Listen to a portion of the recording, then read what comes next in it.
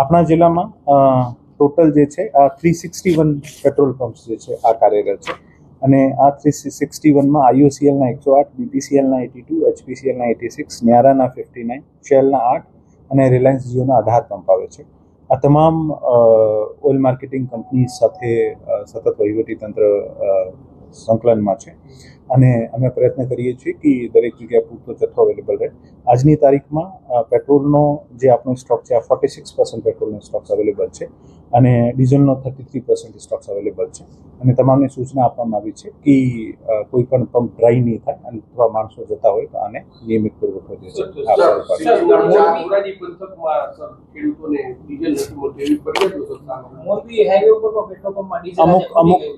અમુક petrol pump અથવા વિસ્તારમાંથી એવી સૂચનાઓ મળતી હોય છે જેથી સંબંધિત IOMC ઓઇલ માર્કેટિંગ કંપનીઝને વાત કરીને આને પુરવઠો ઝડપથી મળી જાય અને અગવડ ના પડે ખેડૂતોને અથવા રાહગીરોને.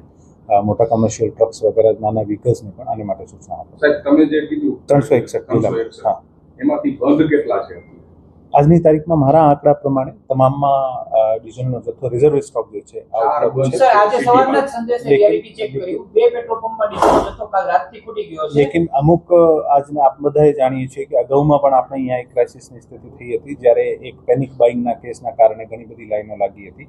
એવા કેસીસ થતા હોય છે ને એવા કેસીસમાં પછી આપણે આને વાત કરીને ઓઇલ માર્કેટિંગ કંપનીને વાત કરીને આને ઝડપથી ડીઝલ અથવા પેટ્રોલનો જથ્થો જે છે સમયસર મળે આને માટે આપણે પ્રયત્ન કરીશું કે આ ચાર જે છે અને ચોકડી પાસે ચોકડીથી આગળ ન્યારામાં મળી છે અને ઓઇલ માર્કેટિંગ કંપનીને જાણ કરવામાં આવી છે કે આની ઝડપથી રિફિલિંગ કરો. સાહેબ અત્યારે ખાસ જે ક્રાઇસિસને લઈને અમુક જગ્યાએ કેરબા લઈને ડીઝલ લેવા જતા હોય છે, તેને લઈને કોઈ ખાસ સૂચનાઓ પેટ્રોલ પંપ? લાસ્ટ ટાઈમ જ્યારે આ ક્રાઇસિસ ડેવલપ થયો હતો ત્યારે જે રાજ્ય સરકારની તમામ સૂચનાઓ હતી કે ખેડૂતો વગેરેને જે કેરબામાં અલાઉ કરવાના છે એવી રીતે આપણે અલાઉ કરીએ છીએ.